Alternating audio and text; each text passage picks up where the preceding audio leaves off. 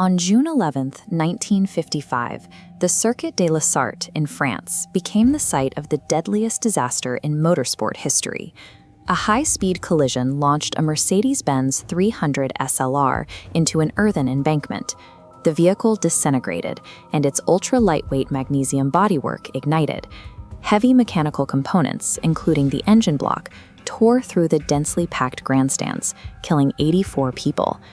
The reaction across the immediate and severe.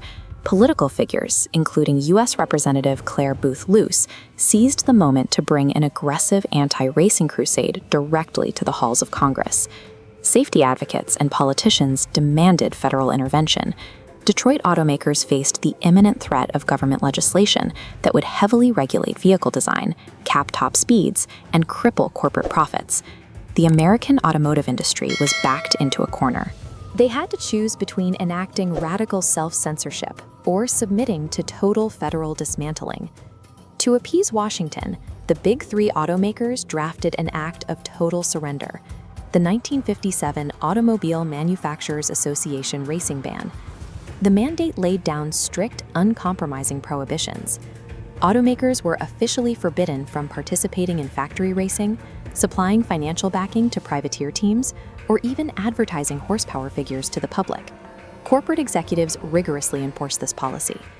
Fearing antitrust regulators, General Motors leadership ordered the immediate termination of all high-performance engineering programs across their divisions. This boardroom crackdown was designed to permanently kill the American pursuit of automotive speed. But this attempt to outlaw performance engineering achieved the exact opposite. Because a handful of brilliant engineers refused to comply with their own executives, they inadvertently triggered the American muscle car era. Deep within the engineering bays of Detroit, a quiet insurgency took root. Driven by an obsession with thermodynamics and volumetric efficiency, rogue engineers moved their high-performance programs off the clock and into secret skunkworks facilities. Chief Corvette engineer Zora Arkus Duntov openly defied corporate directives that ordered the destruction of his purpose-built racing vehicles. Duntov literally hid prototype chassis off the corporate books, secretly moving them between remote test facilities to save his engineering work from the crusher. Over at Chevrolet, performance engineer Vince Piggins bypassed the ban entirely by moving to Atlanta.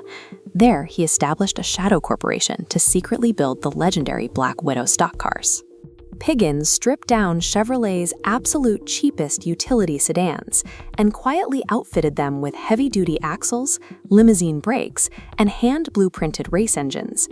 Yet these insurgents faced a massive logistical hurdle.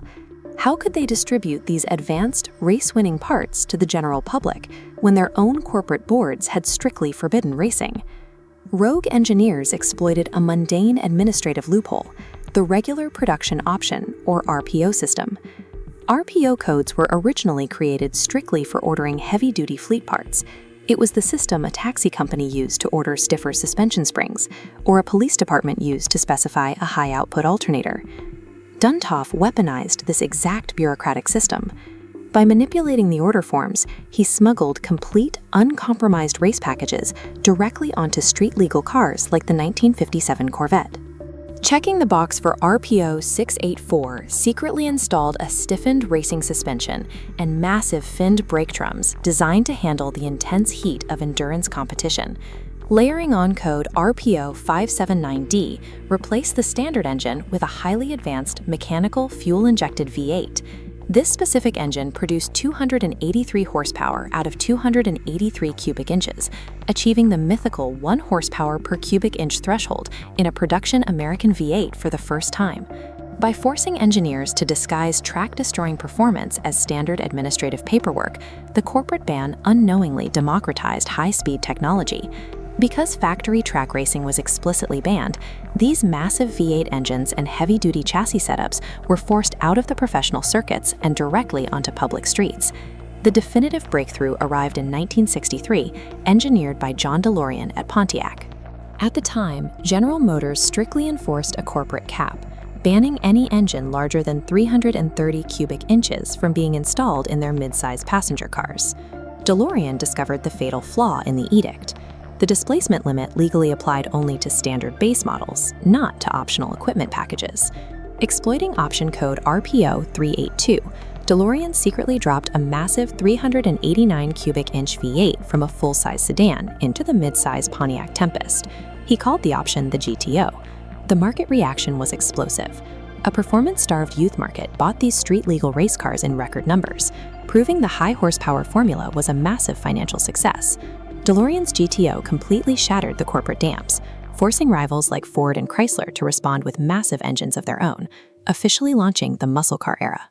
The 1957 AMA racing ban was enacted specifically to kill the pursuit of speed and outlaw performance engineering in passenger vehicles. Instead, pushing that development into the shadows democratized horsepower, placing race-derived technology directly into the hands of the American consumer. It proved that while corporate mandates can try to legislate compliance, true engineering passion cannot be outlawed. What is your favorite American muscle car of all time? Let us know in the comments below, and subscribe to the channel for more deep dives into automotive history.